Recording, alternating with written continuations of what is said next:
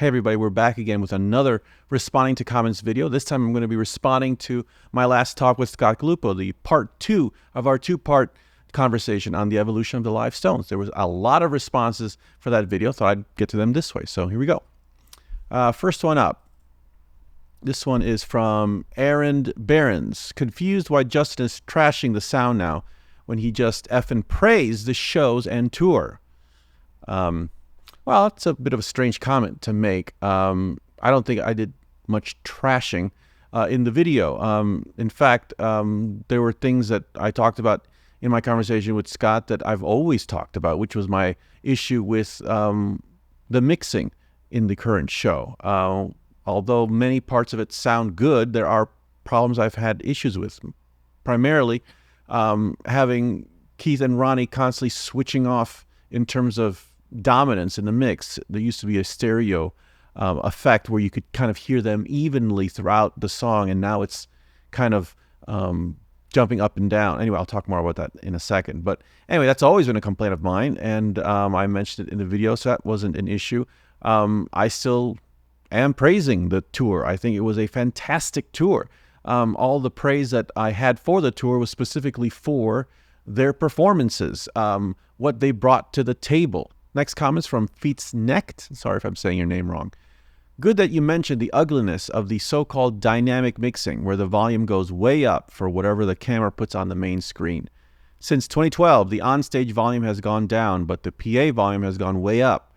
The new sound crew must have come from Motorhead because they reach 130 decibels without blinking an eye. The audience sound is way too loud and unbalanced since 2012.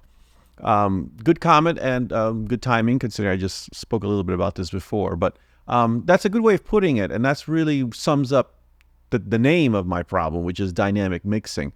And I never considered it to be connected to the screens, and I think that's a huge element here of what's going on.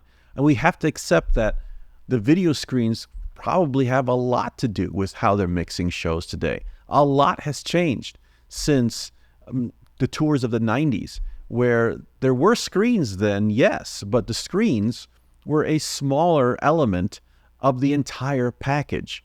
You know, the stage was still the biggest statement of the whole presentation, as opposed to now, where the screens are the focus. We have to accept, yeah, that probably my issues that I have with this dynamic mixing, where they're constantly fluctuating the mix, probably has a lot to do with the screens. You know, they want to show you through the audio what you're seeing on the screen. So that's just them updating and moving with the times, which so I can't imagine that's going to be fixed or getting any better. But, you know, it's something that you've got to roll with. Okay, next comment. This one's from Official Shane. Great discussion, and I respect your thoughts, Scott. I like your take on Steve Jordan, but I must disagree on Keith's live sound. I love their simplicity in tone, equipment, and approach. To me, Keith has never sounded better. It's only rock and roll. Thanks, Shane, for that comment. Yeah, I mean, I've been impressed with what Keith is playing. That's for sure. You know, I mean, to see him up there and delivering on a lot of these songs in a huge way has been so cool. Have I been happy with what I've been hearing coming through the speakers in terms of the tone of the guitar? Not always. I think Scott might be a little bit more in tune to things, sharper than I am, but I know that I have a little bit of an issue still with Keith on Sympathy for the Devil, for example. I think that comes a little too raw and a little unforgiving. And I don't know, I'm a little biased because, of course, I'm going to say it sounded better back in the day. Back in the day being, for me, 1997 or 8. To me, that was the a good tone for Keith consistently throughout the show and tour, and especially on Sympathy for the Devil. Everyone should go check out Sympathy for the Devil from that tour, 97, 98. Okay, this next comment is from Simon Schreier, 4559. How do you guys like Steve's snare sound? I love his playing lots, but with the Stones, his backbeat is more whammy, and to my ears, Charlie's was more crisp, bright, and cracking. Maybe I'm wrong. I haven't seen a Stones show live with Steve. Mind you, I'm not talking about his playing, but just the sound of the snare. Why don't they give him one of Charlie's? Otherwise, I agree with all you said. Interesting chat, Justin and Scott. Well, thank you, Simon. Glad you enjoyed the chat. Interesting question here. Very good question about Steve's actual snare sound, which I know he must have put a lot of effort in that because he knows how important that is. I personally have been okay with it, but, because I know it's not going to be Charlie's, and you put it so nicely. Charlie's was more crisp. That's a perfect way to describe it. Every crack in that backbeat was just a statement, a full statement, and it was a joy to listen to. And Steve's is a much more, to me, rounder, bigger sound that really kind of reverberates throughout the whole band. It's kind of just this fireworks or something, or bombs that go off. And I think it's working for the band because I think it really gives them a lot of energy and a lot of thrust, which might be what they need. I don't know. I think Mick loves it. Mick always loves energy. This one's from Dean 7348. I agree. Wow, I don't agree with these guys at all. And I think it sounds great when they crank Keith on Jumpin' Jack Flash a few times. And Sympathy. I don't know. It's a very harsh kind of attack on Sympathy for the Devil that I don't feel is the same as Jumpin' Jack Flash, because with Jumpin' Jack Flash, he's playing a lot of rhythm. So it's a lot of these slashing waves of sound that kind of wash over you, which is fantastic, as opposed to Sympathy for the Devil, where he's kind of playing a lot of lead work, mostly lead work. And a lot of it is brittle and very on the high end side of things, which again, it's nice to hear him up front, but I just wish there was a little bit more makeup, or just a little bit more of a softer touch to that. Again, those are just my ears feeling that. This one is from a Greg Berg thing. I love Keith Richards, but the Stones are too old. It seems like they have forgot how to play their songs. Tempos are awful. In all honesty, once Bill Wyman left, it was all downhill. Okay, well, good for you. That's a very typical comment. I don't think the Stones are too old. Too old to do what? To play rock and roll? I mean, what is rock and roll? Rock and roll is old. I mean, no one is playing rock and roll anymore, really, these days. So if the Stones want to continue bearing the torch for that music, why the fuck not? Frankly, I think the tempos are just fine. I think Jumpin' Jack Flash is maybe one or two beats slower than to Get Your Yayas Out, but that's hardly anything to, whine about. I think they're doing a fantastic job being out there and performing. They still can do it, and frankly, people are showing up. So they played close to 1 million people on this tour. So that about tells you what people think, for the most part, on how well they're playing. So next comment from the Hal Robot. Hey man, good to see you. I so disagree with Scott. Firstly, Coldplay's guitars are very wet and corporate, completely the opposite of the Stones' sound today. I know it's a matter of taste, but the Stones' guitars have to be raw. The worst thing would be for the Stones to use delay on their guitar tone. For me, that would be the end, the sign that they're old. I don't understand why Scott admires the 1989 sound so much. In my opinion, it's one of the Stones' worst years. They were very tight, but they sounded like, 1989. In a world where music is overproduced, I admire that the Stones don't use makeup. I love Scott. He's super interesting, but I really don't share his vision of the Stones' guitar tone. Keith and Ronnie, please stay raw and organic. Nice comment. And, I think we're going into extremes here. I don't think anyone wants, their guitar tones to be dripping in delay and reverb and, making it sound like they're U2 or Coldplay for that matter. So I think there's a balance to be made here. I don't think that Scott is, I'm not going to speak on his behalf, but I doubt he's insinuating that. Next comment is from Jess Mindel, 3290. Jordan rescued the era? Is that a joke? This is referencing me saying during my chat with Scott that Steve Jordan had rescued this next era of the Stones, which I stand by that comment. I'm not sure how you could not see that. I mean, the list is very, very small for drummers to slide into that situation as seamlessly and as quickly as Steve Jordan.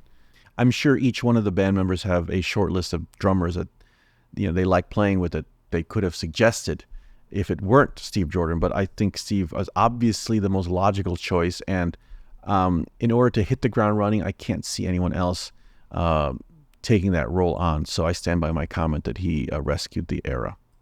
This comment is from Reluctant Blumpkin. Thank you both for the careful analysis of the guitar tones. I agree completely.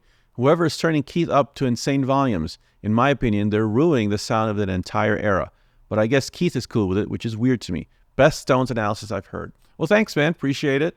Yeah, I mean, I'm on the fence. I mean, when Keith is kind of blasted up like that, it is great, selfishly as a fan to hear it, but it is kind of jarring. And at the end of the day, what bothers me most about it is that when Keith is not as present like he is on something like Jumpin' Jack Flash, for example, or maybe the intro to Honky Tonk Woman, for example, it makes people in the audience think, well, Keith is so inconsistent. For a lot of people who are not technically minded in the audience, they think what they hear out of the speakers is controlled by the people playing the instrument on stage. So if they hear Keith really loud, people just assume, oh, Keith is pumping up his volume, and so he's really loud. So when people experience Keith being up front and he's missing and then he's up again and he's gone, it gives the wrong, in my opinion, impression to people that, they're just constantly all over the place, as opposed to a more uniform, slightly more even sound, so you can appreciate what they're doing together as opposed to what they're doing one at a time. This next comment is from Scott Glazinski, 8160. You praise them, now you think they suck. Well, that's bullshit. No. Next comment is from Kelly Peterson, 2625. Keith needs to quit strumming the guitar over the neck. Looks so posy, I just don't get it. Also, his soloing on Sympathy has been a horror show for decades. He should just leave the solos to Ronnie. I'm a longtime Keith admirer, but I think this is kind of strange to be offended by this, considering Keith playing over the neck like that is sort of been his trademark forever. There's a reason why that part of the guitar is so beat up because of all the abuse it's gotten from Keith playing in that spot forever, especially on the Telecaster.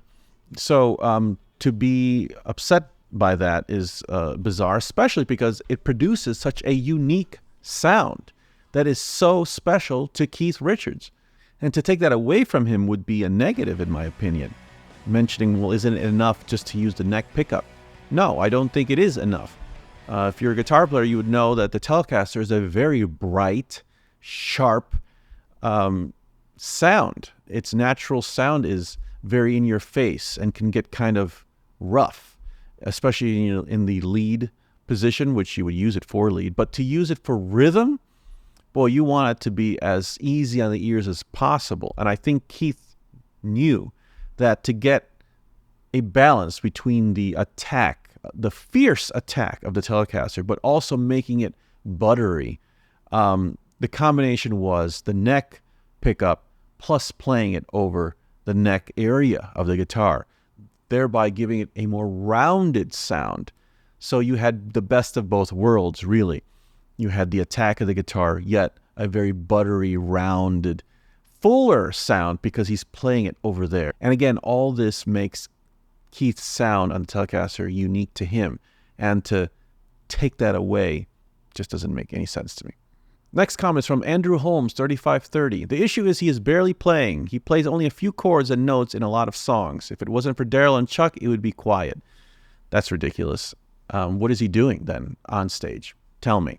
That's sort of what I've been talking about earlier in this video. I think this is the result of the mix being so inconsistent, where it's fluctuating up and down, this dynamic mixing, where you hear Keith for a portion of the song, then he kind of disappears and then comes back again later and maybe doesn't appear again ever again later in the song. It's creating people who think, well, you can't hear him, so obviously he's not playing.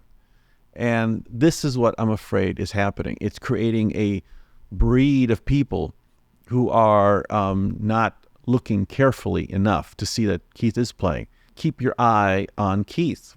Tell me, what is he doing? I mean, punishing that guitar, and he's playing every bit of it.